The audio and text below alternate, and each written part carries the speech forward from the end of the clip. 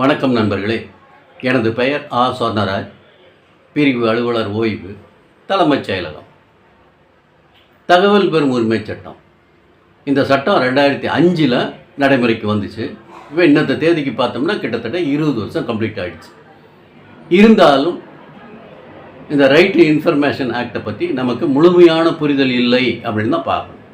ஏன்னு சொன்னால், ஒரு ஆர்டிஐ பெட்டிஷன் வந்துருச்சு அப்படின்னு சொன்னால் ஒரு சில கவர்மெண்ட் சர்வெண்ட் வந்து அதை ரொம்ப சென்சிட்டிவாக டீல் பண்ணுவாங்க. ரொம்ப பதட்டமாக தான் அதை டீல் பண்ணி பார்ப்பாங்க. அதில் என்ன கேட்டிருக்காங்க அப்படிங்கிறத சரியாக புரிஞ்சிக்காமையே ஏதோ தகவல் கொடுக்கணுமே அப்படிங்கிறதுக்காக தகவல் கொடுப்பாங்க. அது முழுமையான பதிலாக இருக்காது, அப்புறம் சரியான பதிலாகவும் இருக்காது, அப்புறம் வித்தின் த டைமில் கொடுக்காமல் இருப்பாங்க. இது ஒரு வகையான. அவங்களுக்கெல்லாம் எங்கே பிரச்சனை வரும் அப்படின்னு பார்த்தா, மாநில தகவல் ஆணையத்துக்கு அந்த கேஸ் போகும்போது அவங்களுக்கு சிக்கல் வரும். இன்னொரு டைப் ஆஃப் கவர்மெண்ட் சர்வெண்ட் இருக்காங்க. ஆர்டிஐ பெட்டிஷன் வந்தால் அதை ஒரு பொருட்டாகவே நினைக்க மாட்டாங்க, கட்டி மூளையில் போட்டுருவாங்க.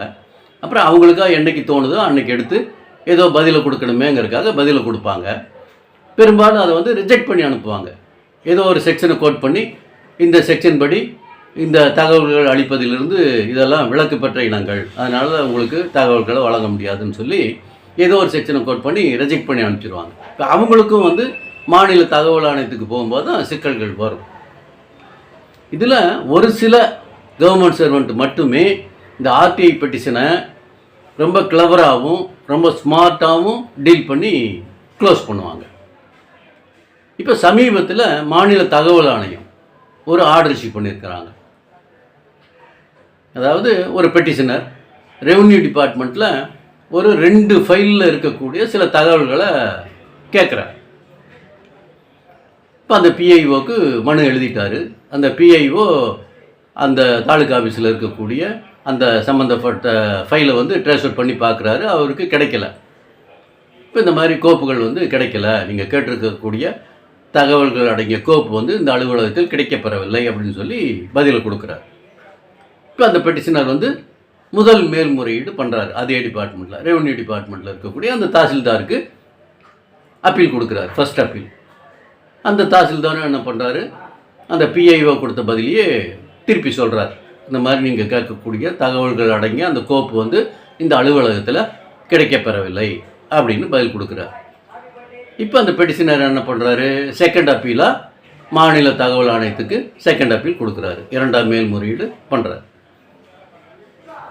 இப்போ மாநில தகவல் ஆணையத்திலிருந்து அந்த பிஐஓக்கு ஒரு ஆர்டர் ரிசீவ் பண்ணுறாங்க. என்ன சொல்கிறாங்கன்னா, ஒரு குறிப்பிட்ட டைமுக்குள்ளே நீங்கள் அந்த மனுதாரர் கேட்டிருக்கக்கூடிய தகவலை வந்து நீங்கள் கொடுத்துடணும் அப்படின்னு ஒரு டைம் லிமிட்டை ஃபிக்ஸ் பண்ணி ஒரு ஆர்டர் ரிசீவ் பண்ணுறாங்க, இன்டரிம் ஆர்டர். அந்த டைமுக்குள்ளேயும் அந்த பிஐஓனால், தாலுகா ஆஃபீஸில் இருக்கக்கூடிய அந்த டெப்டி தாசில்தார், அவர் தான் பிஐஓ, அவர்னால் பதில் கொடுக்க முடியல. ஏன்னு சொன்னால், அந்த தகவல்கள் கேட்ட அடங்கிய அந்த கோப்புகள் 2ம் வந்து அந்த ஆஃபீஸில் கிடைக்கல. எவ்வளவோ ட்ரேஸ் அவுட் பண்ணி பார்க்குறாங்க, கிடைக்கல. அதனால் அந்த டைம் லிமிட்டுக்குள்ளேயும் அவங்களால பதில் கொடுக்க முடியல. இப்போ அந்த பெட்டிஷனர் மறுபடியும் மாநில தகவல் ஆணையத்தில் புகார் கொடுக்குறார். இப்போ அந்த புகார் விசாரணைக்கு வரும்போது அந்த பிஐஓக்கு மாநில தகவல் ஆணையம் ஒரு ஆர்டர் ரிசீவ் பண்ணுறாங்க. என்ன சொல்கிறாங்கன்னா, இந்த மாதிரி இந்த மனுதாரர் வந்து உங்கள்கிட்ட ஏற்கனவே தகவல்கள் கேட்டாங்க, நீங்கள் கொடுக்கல, ஃபைலெல்லாம் காணாமல் போச்சுன்னு சொல்லிட்டீங்க. ஃபர்ஸ்ட் அப்பீல் வரும்போதும் அதே பதில் சொன்னீங்க. செகண்ட் அப்பீல் மாநில தகவல் ஆணையத்துக்கு வரும்போது ஒரு குறிப்பிட்ட டைம் கொடுத்து அதுக்குள்ளே கொடுக்க சொன்னோம், அதுக்குள்ளேயும் நீங்கள் வந்து கொடுக்கல. இப்போ வந்து நீங்கள் அந்த சம்மந்தப்பட்ட ஃபைல்லாம் இல்லைன்னு சொல்கிறீங்க.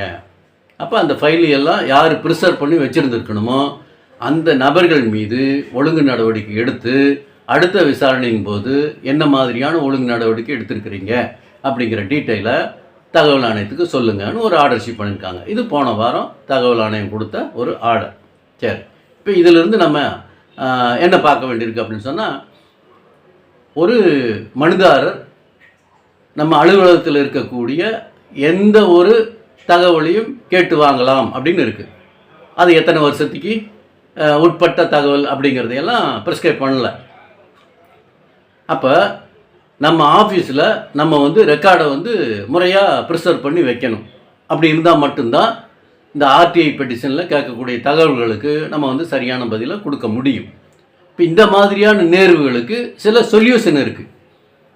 ஒரு கவர்மெண்ட் ஆஃபீஸில் ஒவ்வொரு ரெக்கார்டையும் எத்தனை காலத்துக்கு பராமரித்து வச்சுருக்கணும் அப்படிங்கிறதுக்கு சில கைட்லைன்ஸை இஷ்யூ பண்ணியிருக்கிறாங்க. அந்த குறிப்பிட்ட காலத்துக்கு அப்புறம் அந்த ரெக்கார்டையெல்லாம் நம்ம வந்து டெஸ்ட்ராய் பண்ணிடலாம்னு அதுக்கான ப்ரொவிஷனை வச்சுருக்கிறாங்க. செக்ரட்டேரியட் ஆஃபீஸ் மேனுவலை பொறுத்த வரைக்கும் பேரா 402 பேரா 406 வரைக்கும் இந்த டெஸ்ட்ரக்ஷன் ஆஃப் ரெக்கார்ட்ஸ் சம்மந்தமாக விளக்கங்கள் கொடுத்துருப்பாங்க. இப்போ அதன்படி குறிப்பிட்ட காலம் வரைக்கும் நம்ம வந்து சில ரெக்கார்ட்ஸை ப்ரிசர்வ் பண்ணி வச்சுருந்துருக்கலாம். அந்த குறிப்பிட்ட காலம் முடிஞ்சதுக்கப்புறம் அந்த ரெக்கார்டெல்லாம் நமக்கு தேவையில்லை அப்படின்னு நம்ம நினச்சா உரிய அலுவலரின் அனுமதி பெற்று அந்த ரெக்கார்டையெல்லாம் நம்ம வந்து டெஸ்ட்ராய் பண்ணிடலாம் அப்படின்னு அந்த பேரா 402 406 வரைக்கும் செக்ரட்டேரியட் ஆஃபீஸ் மேனுவலில் சொல்லியிருப்பாங்க. இப்போ டிஸ்ட்ரிக்ட் ஆஃபீஸ் மேனுவல் மினிஸ்ட்ரியல் சர்வீஸை பொறுத்த வரைக்கும் அவங்களுடைய டிஓஎம் டிஸ்ட்ரிக்ட் ஆஃபீஸ் மேனுவலில் பேரா 106 பேரா 107 இந்த டெஸ்ட்ரக்ஷன் ஆஃப் ரெக்கார்ட்ஸ் அதை பற்றி சொல்லியிருப்பாங்க. எந்த மாதிரியெல்லாம் ரெக்கார்டை ப்ரிசர்வ் பண்ணி வச்சுருக்கணும், குறிப்பிட்ட காலத்துக்கு அப்புறம் எந்த ரெக்கார்டையெல்லாம் நம்ம டெஸ்ட்ராய் பண்ணலாம், அந்த டெஸ்ட்ராய் பண்ணுறதுக்கு உண்டான ப்ரொசீஜர்லாம் என்ன அப்படிங்கிறத பற்றி இதிலெல்லாம் சொல்லியிருப்பாங்க.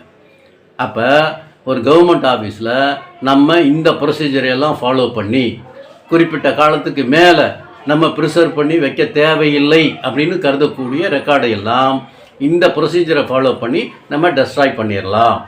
இதுக்கான ஒரு ரெஜிஸ்டர் மெயின்டைன் பண்ணணும்னு சொல்லியிருப்பாங்க. இப்போ இந்த கேஸை பொறுத்த வரைக்கும் அந்த மாதிரி அந்த ஃபைலை வந்து நாங்கள் டெஸ்ட்ராய் பண்ணிட்டோம் அப்படின்னு சொல்லி அந்த டெஸ்ட்ரக்ஷன் ரெஜிஸ்டரை இவங்க தகவல் ஆணையத்தில் காட்டியிருந்தாங்கன்னு சொன்னால் இவங்களுக்கெல்லாம் பிரச்சனை வந்திருக்க வாய்ப்பு இருந்திருக்காது.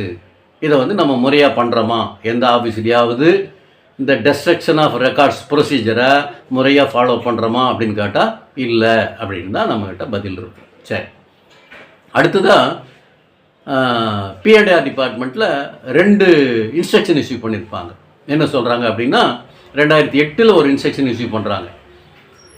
எந்த ஒரு கவர்மெண்ட் ஆஃபீஸில், அதாவது தலைமைச் செயலகத்திலிருந்து துறைகள் வெளியிடக்கூடிய அரசு ஆணைகள், ரூல்ஸு அல்லது இன்ஸ்ட்ரக்ஷன்ஸு, வேறு ஏதாவது சர்க்குலர், இதையெல்லாம் வந்து சம்மந்தப்பட்ட துறையின் வெப்சைட்டில் அப்லோட் பண்ணிடுங்க அப்படின்னு ஒரு இன்ஸ்ட்ரக்ஷன் இஷ்யூ பண்ணியிருப்பாங்க. அந்த மாதிரி அப்லோட் பண்ணிட்டோம் அப்படின்னு சொன்னால் பப்ளிக் வந்து அந்த வெப்சைட்டில் இருக்கக்கூடிய காப்பீஸையே அவங்க டவுன்லோட் பண்ணி எடுத்துக்குவாங்க. அவங்க வந்து நம்மக்கிட்ட ஆர்டி ஆக்டில் பெட்டிஷன் போட்டு அதை கேட்க வேண்டிய அவசியம் அவங்களுக்கு வராது. இதில் 50% ஆஃப் பெட்டிஷன்ஸ் வந்து நமக்கு வர்றது குறைஞ்சிரும் அப்படிங்கிற மாதிரி அதில் சொல்லியிருப்பாங்க. அடுத்ததாக இன்னொரு சர்க்குலர் இஷ்யூ பண்ணியிருப்பாங்க. என்ன சொல்கிறாங்கன்னா, right to information act section 4 படி சில தகவல்களை வந்து நாமவே அப்பப்போ பீரியாடிக்கலாக நம்மளுடைய வெப்சைட்டில் அப்லோட் பண்ணணும் அப்படின்னு சொல்லியிருப்பாங்க. இப்போ இந்த மாதிரி நம்ம பீரியாடிக்கலாக அப்லோட் பண்ணிட்டோம் அப்படின்னு சொன்னால் அந்த தகவல் யாருக்கெல்லாம் வேணுமோ அவங்க வந்து அதை டவுன்லோட் பண்ணிக்குவாங்க. தேவையில்லாமல் நமக்கு ஒரு ஆர்டிஐ பெட்டிஷன் போட்டு அதுக்கப்புறம் நம்ம அதுக்கு ஒரு ஃபைலை போட்டு அவருக்கு வித்தின் இந்த டைமில் அந்த இன்ஃபர்மேஷன்லாம் ப்ரொவைட் பண்ணணும் அப்படிங்கிற அந்த ப்ரெஷருக்கு நம்ம ஆளாக வேண்டிய அவசியம் இல்லை. இன்னொன்று, செக்ரட்டேரியட் டிபார்ட்மெண்ட்டை பொறுத்த வரைக்கும் டெய்லியும் ஏதாவது ஒரு டிபார்ட்மெண்ட் ஏதோ ஒரு ஜியோவை இஷ்யூ பண்ணிகிட்டே இருப்பாங்க. இப்போ அந்த ஜியோவை எல்லாத்தையுமே வந்து அவங்க வெப்சைட்டில் அப்லோட் பண்ணிடலாம். நிக்கில் கொடுத்தாங்கன்னா ஆட்டோமேட்டிக்காக அவங்க வந்து அப்லோட் பண்ணிடுவாங்க.